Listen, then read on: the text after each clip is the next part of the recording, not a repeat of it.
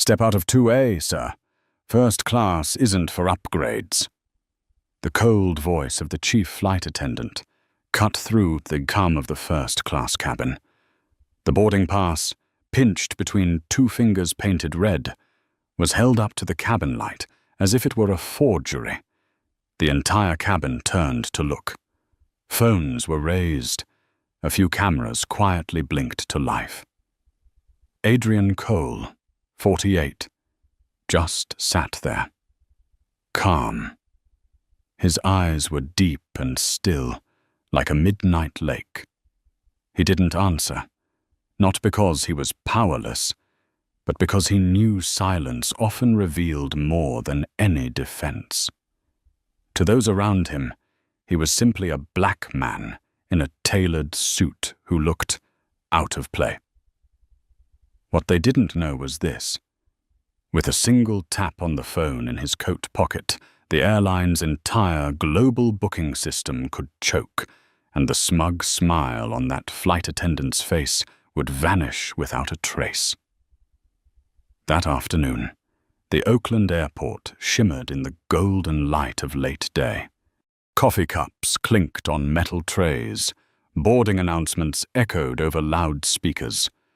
In the stream of rushing travelers, Adrian approached gate 27.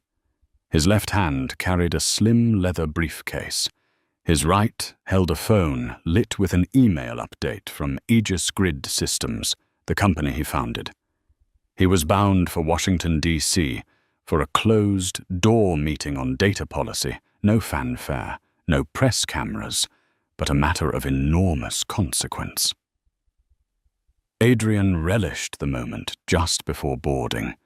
It was the bridge between two worlds, from a room glittering with spotlights to the enclosed seat in the sky.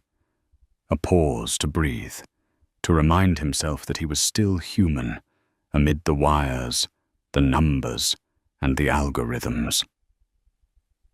"First class today, Mr. Cole." Owen Pierce, the young gate agent, hesitated as he scanned the ticket. His strained smile betrayed his doubt. Adrian nodded once, answering with a single word. "Yes."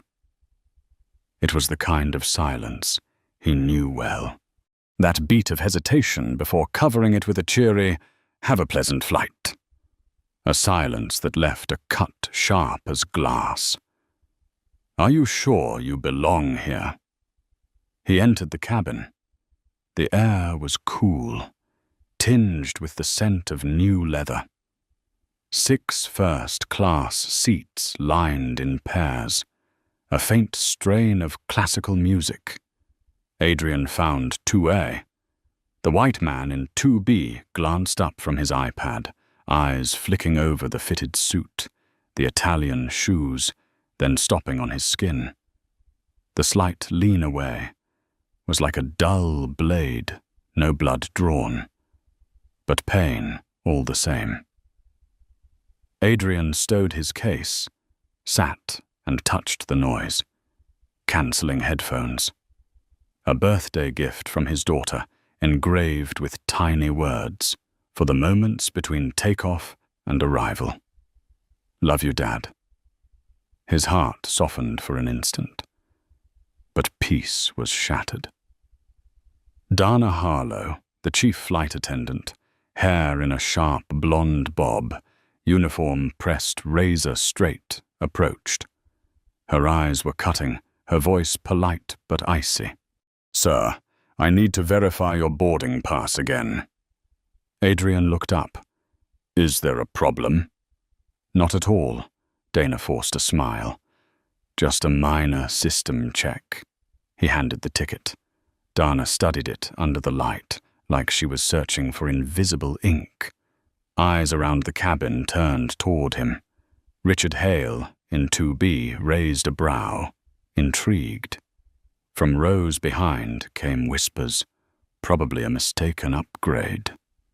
Or some kind of points hack. You know how it is. Adrian inhaled deeply, exhaled slow. He had thought he'd made peace with these moments. But the old corroded question surfaced again. How many times must you prove yourself before people believe you belong? In his wallet, the Redwood Premier Platinum card glinted beside a silver business card etched with his name. Adrian Cole, founder and CEO, Aegis Grid Systems. He didn't reach for them. Not today. Not to prove himself to a suspicious attendant. He opened his laptop, adjusted a presentation. Slide 27, headline bold, Digital Infrastructure for Public Health Equity. But a whisper cut through from behind. Why do they always act like victims when they're caught? Adrian turned his head slightly. A teenager held up her phone, the red light blinking. She whispered, "He didn't do anything wrong. People need to see this." He lowered his gaze. He had never wanted to be the center of a story. He only wanted to sit quietly, to fly to his destination. But sometimes, the story finds you. The first-class cabin hushed. Dana's voice returned, louder now, more firm. "Mr. Cole, I need to speak with you again. Seat 2A may have been reassigned. Please step to the galley." Adrian closed his laptop, his hands still laced together. His voice was low but resolute. "No, I'm staying in my seat." A few gasps broke the silence. Someone whispered, "He refused." The man in 2B smirked. "It's not that deep. Just let them check." Adrian turned his head, meeting his eyes. "I already did twice. I've shown my credentials. I followed the rules." He paused, his next words quieter, but cutting deeper than any noise. Sometimes the scene finds you, no matter how quiet you are. In that moment, the entire cabin froze. They saw a man under suspicion, but what they were about to witness was the turn that would make the whole system tremble. Golden light streamed through the cabin window, casting a glow across the calm but taut face of Adrian Cole. He sat motionless, hands clasped tightly, breath steady, like a general waiting for the moment to unsheathe his sword. In that silence, first class felt like a stage. Every glance, every tilt of the head, every hurried breath became part of the performance. Dana Harlow was different. The false smile had vanished from her lips, replaced by a tight press and eyes lined with strain. She turned sharply, striding toward the cockpit, her uniform rippling with each step like a drumbeat. Passengers whispered, voices low but sharp enough for Adrian to hear fragments. Definitely an upgrade mistake. Or he gamed the points system. First class isn't for everyone. Richard Hale in 2B cleared his throat loudly, as if making sure all could hear. "Finally, someone's doing their job." The words dropped like a stone into still water, sending ripples of suspicion through the cabin. Adrian closed his eyes briefly, listening to his own heartbeat. It wasn't anger, nor fear. It was a familiar fatigue, the weariness of a life spent proving worth in places where respect should have been a given. He remembered his father's words, "You'll have to work twice as hard to be seen half as much. But no matter what, keep smiling." A voice cut through the air from behind, not a whisper this time, but sharp and clear as a blade. Funny how protocol always shows up when it's a black man in first class. Heads turned. It was the teenage girl with her phone still raised, the red light blinking as it recorded. In that instant, the truth stood naked. This was no longer about a boarding pass. It was about who was deemed worthy to sit where. Dana returned, this time with Marcus Vance, the flight officer in charge. He was in his 30s, tall with a steady stride, face carefully neutral, but eyes edged with caution. His voice was even, yet firm. Mr. Cole, we need further verification. It's possible seat 2A was reassigned. Please move to the galley until it's resolved. Adrian lifted his gaze, meeting Marcus's eyes, calm as the sea before a storm. I scanned my ticket at the gate. I've shown it twice to the crew. Each time it reads 2A. What else is there to verify? The cabin fell into silence. Only the faint rattle of luggage wheels on the tarmac outside and the nervous tapping of someone's fingernail on a tray table filled the air. Some passengers began to take sides. A woman in 3A spoke gently, as if soothing a child. No need to make this bigger than it is. It's probably just a mix-up. Any seat will do. Adrian turned toward her, his eyes weary but unwavering. Sometimes the scene comes to you, no matter how quiet you are. The words echoed heavy in the air, leaving her speechless. Marcus Vance frowned, trying to hold his authority. If you refuse to move, I'll have to escalate this. Adrian was silent for a few moments, then nodded slightly, his voice dropping deep and resonant like a church bell. Then escalate, but I will remain in the seat I purchased. The tension swelled like a balloon stretched to its limit, all eyes fixed on 2A. Richard Hale in 2B smirked, muttering under his breath. Told you. Men like him never listen. Adrian didn't turn, didn't argue. His fingers brushed the phone, resting quietly in his coat pocket, the device holding the power to shake the airline's booking network with a single command. But not yet. He wanted them to expose every ounce of prejudice first, so the truth would be undeniable. Outside, the runway glowed gold in the setting sun. In Situmul, the pressure in the cabin mounted, waiting for the inevitable rupture. Adrian Cole sat tall, eyes fixed forward. He knew this was no longer just a flight. It was a courtroom, a battlefield, and an opportunity.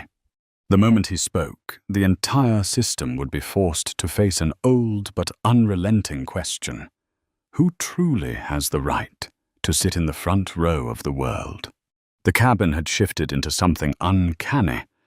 No longer a simple flight, but a courtroom in the sky. Every stare was a verdict, every whisper a gavel strike. Adrian Cole remained seated in 2A, spine straight, hands folded on his lap. He waited for them to reveal every ounce of arrogance, waited for the rightful moment to act. Dana Harlow stood beside Marcus Vance, her face as rigid as a mask. Her voice rang out, cold and unyielding. Mr. Cole, if you do not move, we will have to report to the captain. This is a security matter, and your cooperation is mandatory. Security? Adrian raised an eyebrow, his voice calm, yet heavy as a stone plunging into water. I am in the right seat, with the right ticket, by every rule. So tell me, where is the security when a man is presumed not to belong here? The entire cabin froze. Tessa Bloom, the teenage girl with her phone streaming live, whispered into her mic. Did you hear that? He said it out loud. This isn't about a seat. This is about bias. Her screen exploded with comments. Hold the line. This is history. Marcus Vance cleared his throat, grasping for control. Sir, I suggest a temporary solution. We can move you to a seat in business class, and your return flight will be upgraded free of charge. This way, everything can be resolved quietly." Adrian turned his head slightly, eyes sharp as blades. "What you just summarized for me is this. You question my identity, you frame my presence as a problem, and you want to buy my silence with another seat. But," he paused, each word striking like a hammer blow, "dignity is not negotiable." Richard Hale in 2B let out a scoff. Good grief, he's just being dramatic. But the smirk on his face evaporated when Adrian pulled a phone from his jacket pocket and unlocked it with his fingerprint. On the screen appeared a hidden interface. Echo 9. A prompt blinked. Status: stand by. Adrian's finger slid across the glass. A command line appeared. Initialize soft freeze protocol. He typed a single word. Echo. The screen flashed green. Deployment confirmed. At that very moment, outside, at airports from Atlanta to Los Angeles, the check-in systems began to stall.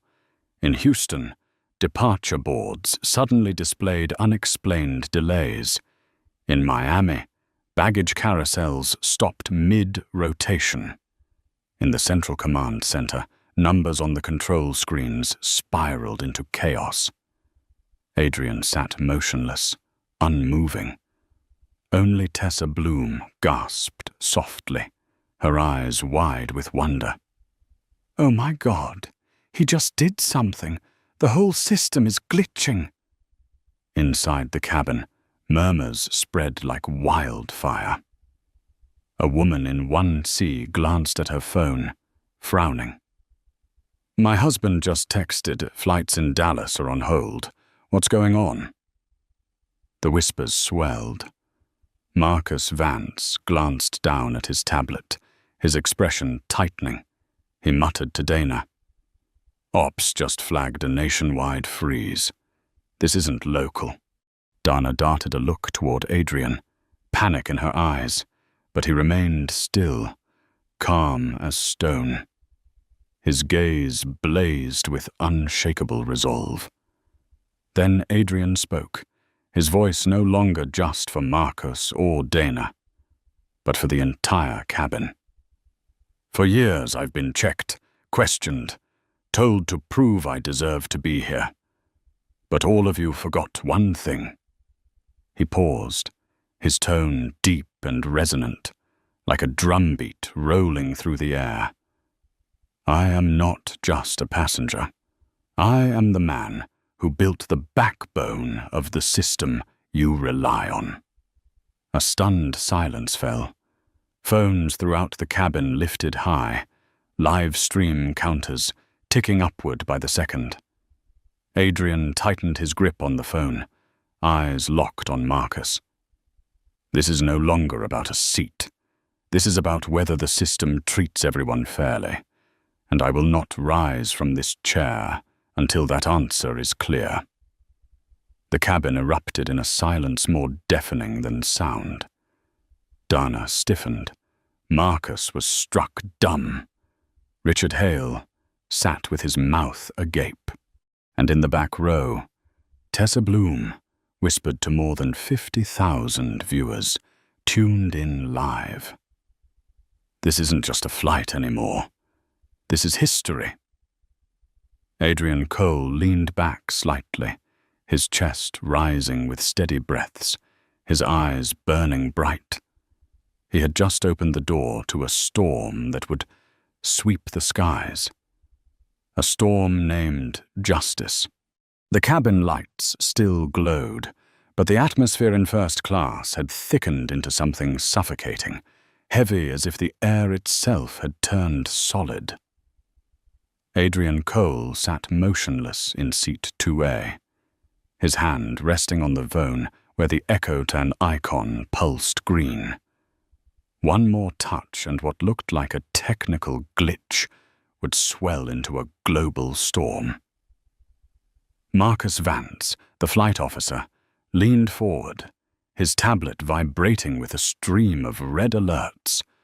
Sweat gathered on his forehead, despite the steady blast of cold air from the vents. Ops is reporting the whole system. Check. In frozen in New York. Boarding delays in Chicago. Baggage halted in Miami. Dana Harlow bit her lip, her hand trembling against the seat back. She glanced at Adrian, and for the first time her eyes flickered with something unfamiliar. Fear. Passengers began receiving messages from relatives at other airports. This is strange. They're saying all Sierra Airways flights are being held. CNN just reported a network-wide outage. The low hum of whispers swelled, waves crashing against the hull. People looked at Adrian with a mix of doubt and awe. He sat there upright, his face calm, almost chilling in its composure. From the back, Tessa Bloom held her phone close, her voice shaking with both fear and excitement. "Do you see this? It all started here, seat 2A, on flight 180. He didn't shout, didn't argue, he just commanded. And the whole airline trembled." The live stream count leapt upward. 20,000, 35,000, 50,000 viewers. Marcus drew a deep breath, forcing his voice steady as he leaned closer to Adrian. "Mr. Cole, if you truly are interfering, please stop. This is a matter of national security." Adrian tilted his head, his voice low and deliberate, each word hammered into place. "Security doesn't live in a seat. It lives in how you treat people. When a system abandons respect, I will force it to stop." Richard Hale in 2B let out a nervous laugh, but it wavered and broke. "All this over a seat? You'd bring down an airline for that?" Adrian turned, his gaze piercing straight through him. "Not for a seat. For the first time, I will not stay silent." The intercom crackled, and Captain Ortega's urgent voice filled the cabin. "Ladies and gentlemen, we are experiencing a disruption from central operations. Please remain calm. This flight will be delayed until clearance is granted." A collective sigh swept the cabin. Faces tightened, and several phones turned toward Adrian. No one doubted anymore. The outage and the man in 2A were connected. At Sierra Airways headquarters in Houston, entire walls of screens glowed crimson with alerts. Engineers pounded keyboards. Managers sprinted through hallways.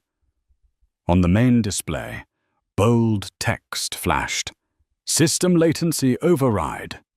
Echo signature detected." In the emergency boardroom, CEO Gregory Stanton slammed his hand against the table. "Oh, Cole, Adrian Cole. God, he's on flight 180. Get me a line. I want to speak to him directly." In the cabin, Dana received the order through her earpiece, her face drained of color. "Mr. Stanton wants to speak with you." She held out the handset, her voice breaking. Adrian raised an eyebrow, then slowly rose.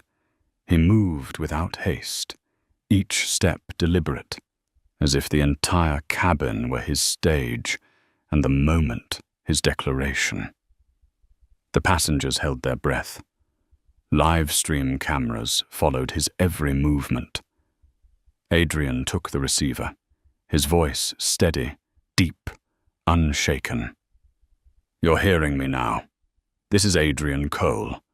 And yes, the disruption your airline is facing began right here in seat 2A. On the other end of the line, CEO Stanton fell silent, struck dumb.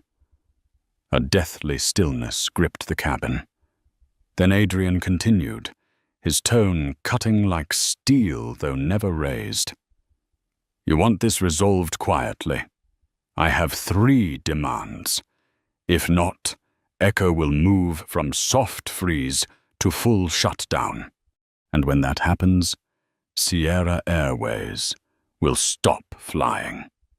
First class shuddered, as if shaken by an invisible quake. It was a shock not just for the airline, but for everyone who had ever thought Adrian Cole was merely a black passenger in the wrong seat. Today they learned the truth. He was the man holding the keys to the sky itself. The intercom phone buzzed once, then steadied. The cabin froze, every breath afraid to shatter the tension. Adrian Cole pressed the receiver to his ear, his voice dropping low, steady as a war drum before the storm. Mr. Stanton, can you hear me clearly? On the other end, CEO Gregory Stanton drew in a sharp breath, the sound trembling through the line as he tried to maintain authority. I hear you, Adrian. Let me be clear. We're losing millions of dollars every minute. What do you want? Money? A seat? A public apology? We can arrange. Adrian cut him off, his tone cold and final. I don't want another seat. I don't want blood money. And I don't want some hollow apology buried in the news cycle within 24 hours. He paused, scanning the cabin. Every passenger's gaze locked on him, as if listening to a manifesto delivered in mid-air. 3 things. If Sierra wants its system restored, you will meet 3 demands. There was a shuffle of papers on the other end, Stanton swallowing hard, silent for several seconds. Adrian continued, each word slicing the air like a blade. First, immediate suspension of lead flight attendant Dana Harlow, pending investigation for bias and abuse of authority. No more allegations. No more we'll review. Right now. Dana's face drained of color, her hands gripping the edge of her seat until her knuckles went white. Several passengers raised their phones higher, zooming in on her face. Silence turned into a public courtroom, every stare a judge. Second, Adrian's voice rang like a bell of judgment. An independent audit of all seat assignments, upgrades, and customer service procedures. No half-hearted reports, no cover-ups. Public, independent, real. Marcus Vance lowered his head, his face burning hot. He had believed he was simply following procedure, but now realized that procedure itself could be a blade. Third, Adrian's voice dropped, heavy as a hammer. Sierra must implement a customer-driven reporting system, allowing passengers to file discrimination complaints directly, with real consequences attached. No more empty apologies, no more promises of retraining. Consequences. Discipline. Change. The line went silent. The sound of frantic typing and hurried whispers bled through from the boardroom in Houston. Stanton's voice finally returned, weary and sharp with anger. Do you realize what you're demanding? This is a multi-billion-dollar corporation, not an ethics seminar. Adrian narrowed his eyes, a bitter smile flickering. You're right. This isn't an ethics seminar. This is a test of humanity. And your company has already failed, right here in seat 2A. The cabin trembled, not from movement, but from the weight of his words. Richard Hale in 2B, once smug, now sat flushed and silent. The woman in 1C leaned toward Adrian, her eyes glinting with encouragement, whispering, "Yes, keep going." Tessa Bloom murmured into her phone, her voice trembling.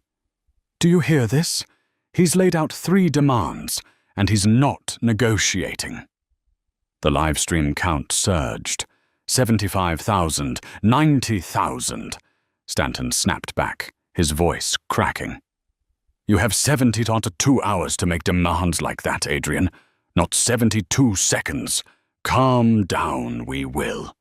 Adrian cut him off again, his voice sharp as an axe.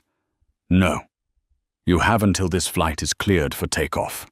If not, Echo 9 will move beyond soft freeze. It will become full shutdown. And when that happens, Sierra Airways won't have a single flight left in the sky." Noise erupted on the line, panicked voices overlapping in Houston's boardroom.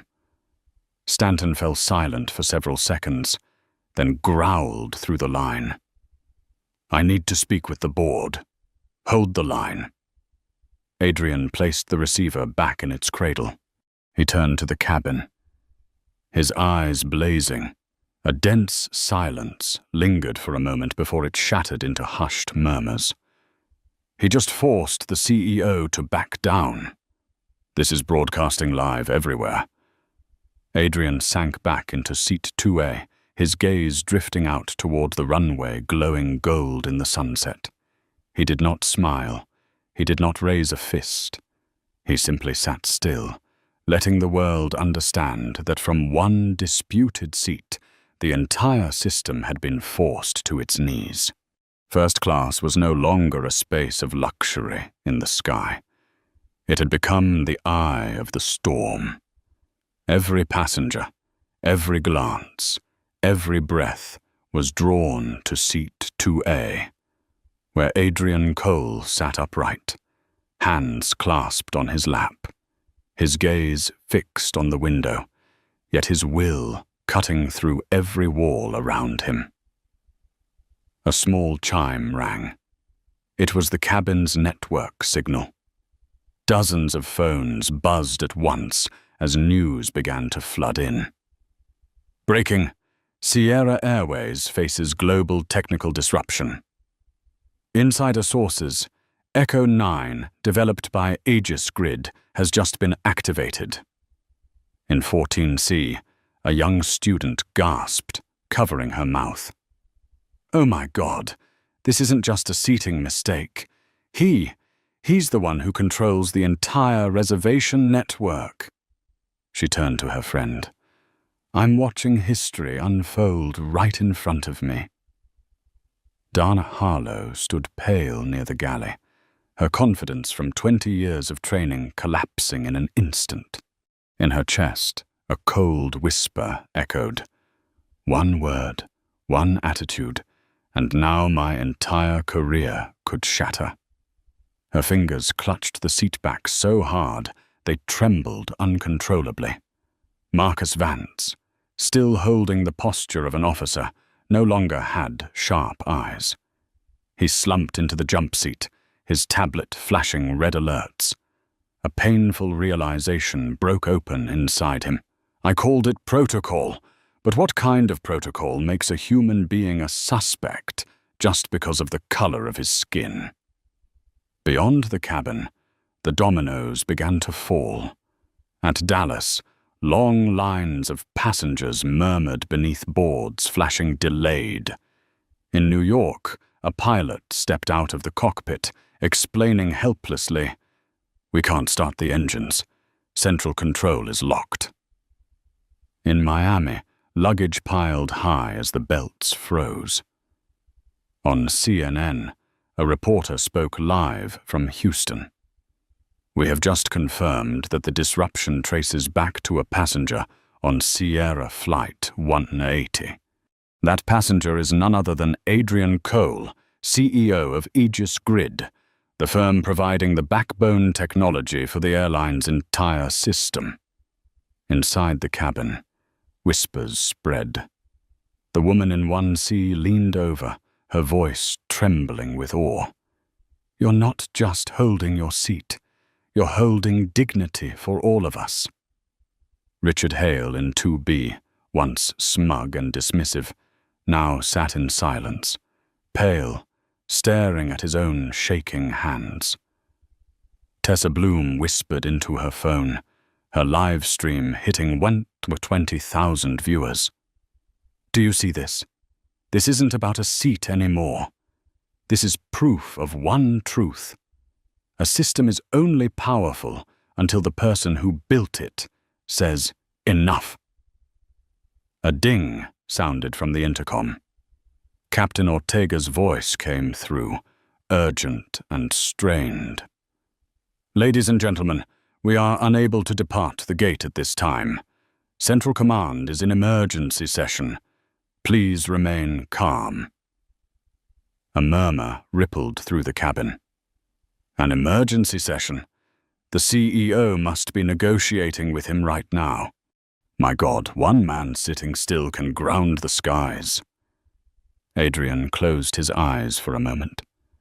Behind his lids, memories returned. His father, bent in a construction uniform, sweat dripping as he reminded him he had to work twice as hard to be recognized halfway. His daughter Maya, sobbing on the phone after a store security guard followed her like a thief. Adrian inhaled deeply and opened his eyes. Silence had no place anymore. He set his phone gently on the tray table. The green screen glowed with words visible to anyone nearby. Echo 9. Latency override active. Marcus stared at the screen, swallowing hard. His voice finally broke through, low and trembling, but sincere. "Mr. Cole, I should have stopped this long ago. Not the system, but the way we saw you. I'm sorry." Adrian turned to him, eyes stern but not cold. He nodded once. "True apology begins with action. Remember that." In Houston, CEO Gregory Stanton returned on the line, his voice crushed under the weight of shareholders, the press, and the man in seat 2A. "Mr. Cole, we will consider it. But please, give us time," Adrian cut him off, steady and unyielding, his voice carrying through the cabin. "There is no time.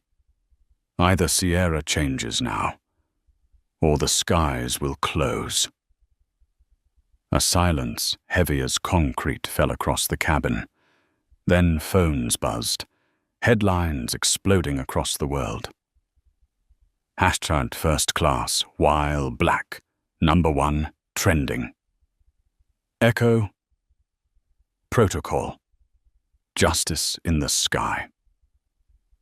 The world outside was boiling over, but inside the cabin, every eye turned to a single figure, the man in 2A, who had transformed his seat into a stage for justice.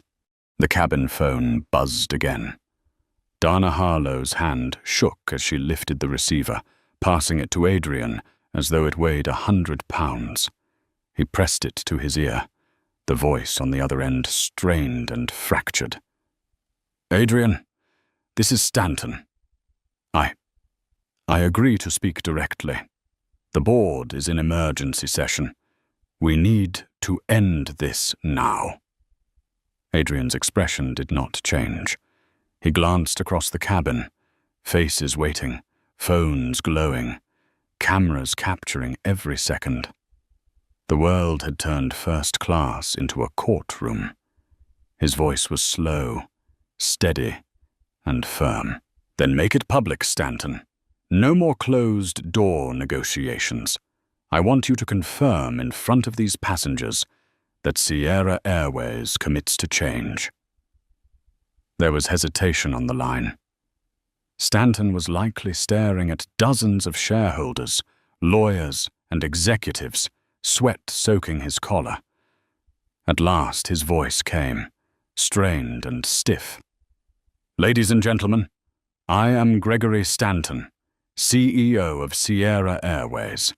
I want to extend my apologies to all passengers aboard Flight 180, and I confirm we will initiate an independent investigation, suspend the chief flight attendant involved immediately, and implement a customer reporting system for all discriminatory behavior. The cabin erupted in shock. Whispers burst out. Phones rose higher, capturing the moment. Dana Harlow collapsed into a seat near the galley, eyes wide as though waking from a nightmare. Her fingers trembled uncontrollably. Marcus Vance turned away, face burning with shame, but in his eyes a flicker of resolve appeared. If I stay in this job, I will never stay silent again. In seat 1C, a silver-haired woman nodded, her eyes wet. This is what we needed to see. Richard Hale in 2B no longer dared look at Adrian. He snapped his iPad shut, hands trembling as they twisted a bottle cap, desperate to hide his own smallness. Adrian pressed the receiver tighter, his voice low but resonant. Mr. Stanton, words are easy. I want a written statement today, a public declaration across every Sierra channel. And remember, Echo 9 is still running. If you break your word, your skies collapse. Stanton swallowed hard, his reply a faint whisper. Agreed. Our lawyers will draft it within the hour. The statement will go out to every customer and every outlet. Adrian nodded once, his voice firm and final. Good. And when that statement is released, Echo will stop. In the cabin, Tessa Bloom clutched her phone, her voice breaking with emotion. Do you hear that? He just forced the CEO to commit right in front of us. This isn't about one first-class seat anymore. This is a lesson for an entire system. Her live stream shot past 200,000 viewers, the chat flooding. Justice, Echo 9 forever. 2A is history. Moments later, passengers' phones lit up with new emails from Sierra Airways. We accept full responsibility and immediately initiate comprehensive reforms. An independent audit has been authorized. A customer reporting system will launch within 30 days. Personnel found in violation will be suspended effective immediately. Notification chimes echoed across the cabin. The woman in 1C wept openly. A young man in 5D gripped his armrest, whispering, "For the first time, I see a corporation bow its head." Adrian lowered the phone. He leaned back, closing his eyes for a moment. There was no smile of triumph, only a long breath released after 8 minutes of unbroken resolve. Inside him, a voice rose. Maya, my daughter, today your father did not stay silent. First class, once thick with suspicion, now swelled with a silent chorus of respect. No one saw a black man in the wrong seat anymore. They were witnessing a leader who had made the skies themselves bow to dignity. The cabin door remained shut, but outside the world had exploded. Inside, phones buzzed relentlessly, screens glowing with breaking headlines in red. Sierra Airways commits to reform after Flight 180 incident. Adrian Cole, the man in seat 2A, forces CEO Stanton to bow. Hashed Echo 9, first class. While black, over 1 million mentions in just 30 minutes.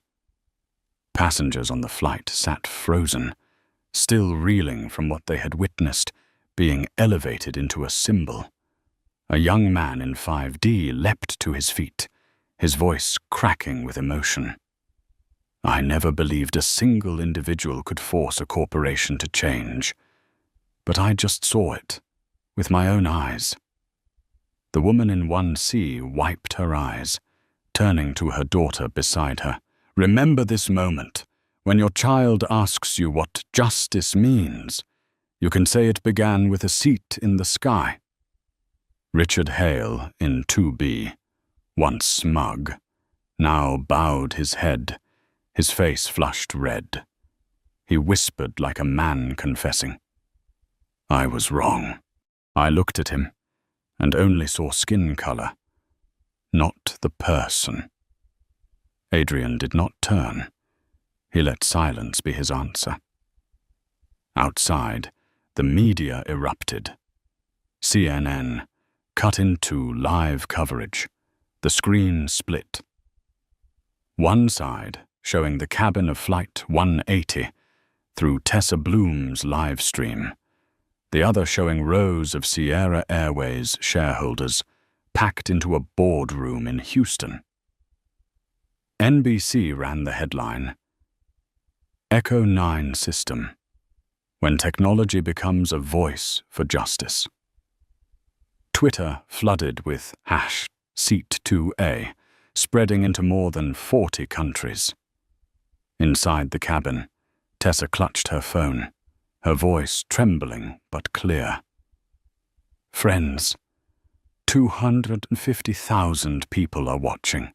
I'm just a high school student, but I saw a man hold his seat and force the world to look again. Comments poured in. Stay strong. We witness. 2A forever. Marcus Vance bowed his head, the tablet in his hands dead with its network disabled. He exhaled heavily and whispered, Justice isn't in the protocol. It lives in the moment you choose which side you stand on. Adrian slowly opened his eyes. Before him, the faces that had once been filled with doubt now looked reborn as witnesses. He did not see enemies. He saw an opportunity for them to carry this story further than this flight.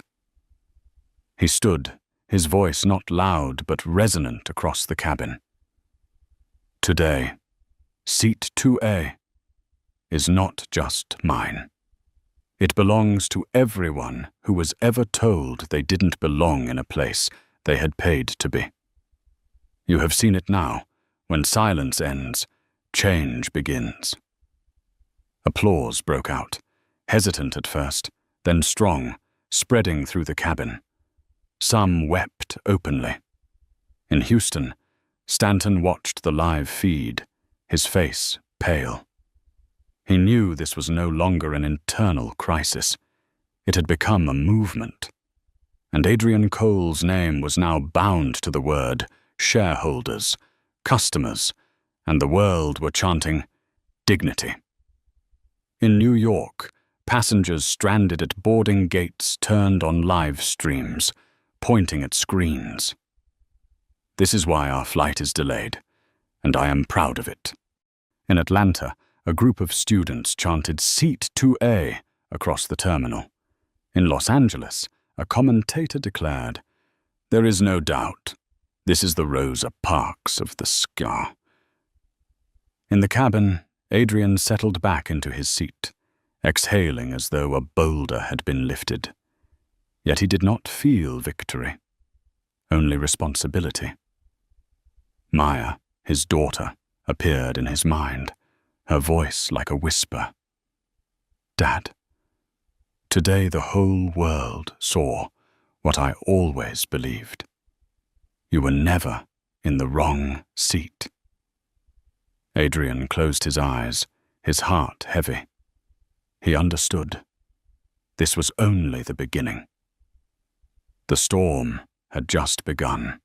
The cabin door remained closed, but the chorus of vibrating phones rang out like the soundtrack of a new era. On passengers' screens, Sierra Airways' official statement glowed in bold letters. We acknowledge a serious failure in our service protocol. The board has approved an independent audit, the launch of a customer reporting system for discrimination, and the immediate suspension of Chief Purser Dana Harlow. A ripple of murmurs spread. The woman in seat 1C showed her screen to her daughter, her voice breaking. "Do you see this? This is the power of one person who dared to stand." Dana Harlow sat pale, her hands trembling. The words in the email were like a mirror forcing her to confront herself. She remembered every doubtful glance, every time she held a boarding pass up to the light, every so-called procedure that was in truth rejection. And now, before hundreds of thousands of witnesses, she was forced to pay the price. She stood, legs unsteady, her voice cracking. "Mr. Cole, I was wrong. I thought I was just following protocol. But the truth is, I should never have turned protocol into an excuse to diminish someone. I am sorry." The cabin fell silent. Some passengers looked at her with sympathy, others with anger. Tessa Bloom lifted her phone and whispered to her viewers, "You are witnessing something rare. A real apology, spoken at the scene itself." Marcus Vance, the young officer, lowered his head. He drew a deep breath, then stepped into the aisle. His tablet still blinked with alerts, but his voice was steady. "I have to speak as well. I stayed silent when I should have intervened. I thought silence kept the cabin calm. But in truth, it only prolonged injustice. I apologize to you, Mr. Cole, and I promise this will not happen again while I wear this uniform." A few scattered claps rang out, then spread. It was not applause of celebration, but recognition, for someone who had stripped away the mask of authority to return to being human. In the back rows, a young student lifted his phone, pointing it at his own face. "I never thought a flight could teach me about justice. But I will never be silent again. Not in school, not at work. Seat 2A showed me that silence is also a choice, and it is the worst choice." The cabin erupted with shouts. "That's right! Speak out!"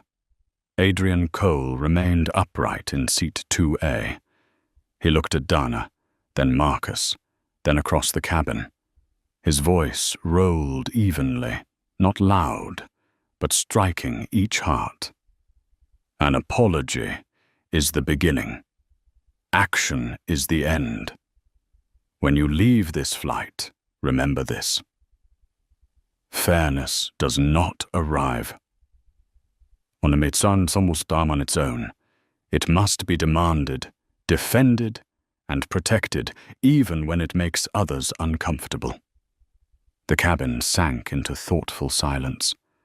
No one saw him as a passenger under suspicion anymore. They saw him as a guide, opening the road everyone should have taken long ago. Outside, the media exploded. News networks replayed Stanton bowing as he read the statement. Commentators called it the Seat 2A Revolution. In New York, crowds chanted the hashtag #Echo9. In Chicago, students raised signs reading, "Dignity is not negotiable."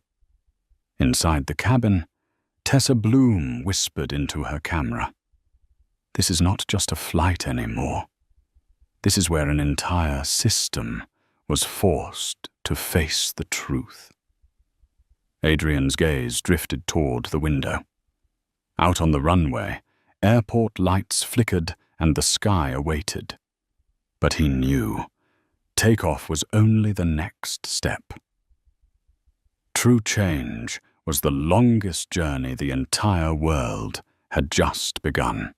The cabin screen clock blinked, marking nearly 2 hours since it all began. Yet for the passengers, It felt like a lifetime where truth had been hidden, smothered under procedures and polite smiles. But today, at seat 2A, it had been dragged into the light. Captain Ortega's voice came over the intercom, deep but lighter now. "Ladies and gentlemen, we've received clearance from control. The system is stabilizing. We are preparing for takeoff." A wave of relief swept through. Some clapped, a few cried, not because the flight was resuming, but because they knew they had just witnessed change. The plane rolled down the runway. Engines roared, rattling the windows. In the cabin, all leaned forward, but their eyes remained fixed on Adrian Cole, the man who had turned a first-class seat into a symbol. Richard Hale in 2B turned, his voice hoarse. "Mr. Cole, I owe you an apology. I judged you wrongly. I thought you didn't belong here. But now I know I'm the one who needs to learn how to sit in the right place." Adrian glanced at him, his gaze kind yet firm. He nodded slightly and said only one thing. "What matters is what you do after you've seen the truth." The woman in 1C placed her hand on his, her voice trembling. "When my granddaughter asks me what justice means, I will tell her about seat 2A, about a man who refused to move, and because of that, the whole world had to stop." Adrian smiled faintly, though his eyes were wet. He thought of Maya, his daughter, watching all of this unfold on a screen somewhere. He wished he could hold her right now, to let her know her father was not just a CEO, but an example.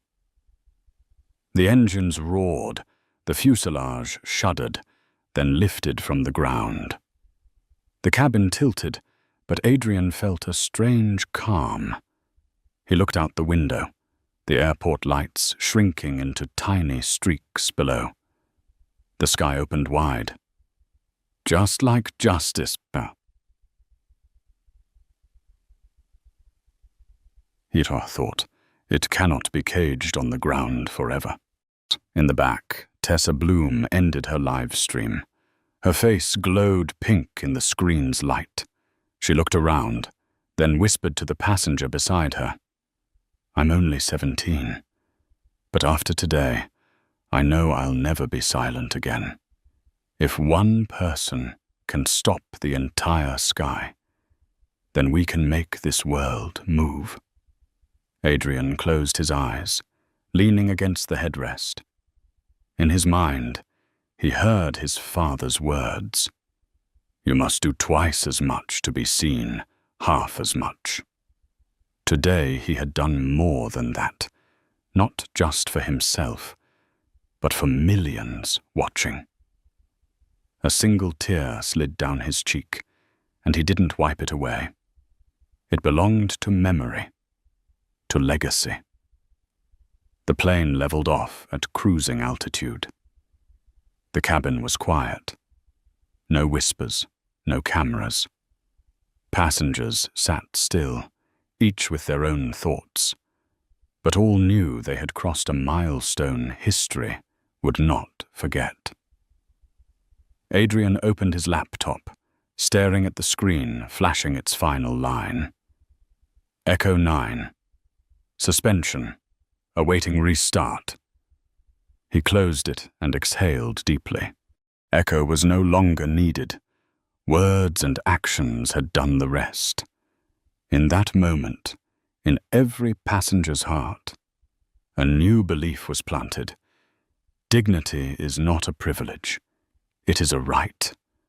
And when one person dares to hold on to it, the whole world must change. The plane pierced through the clouds, leaving behind a sky forever altered, a sky rewritten from seat 2A. That day in the sky, a single first-class seat became a symbol.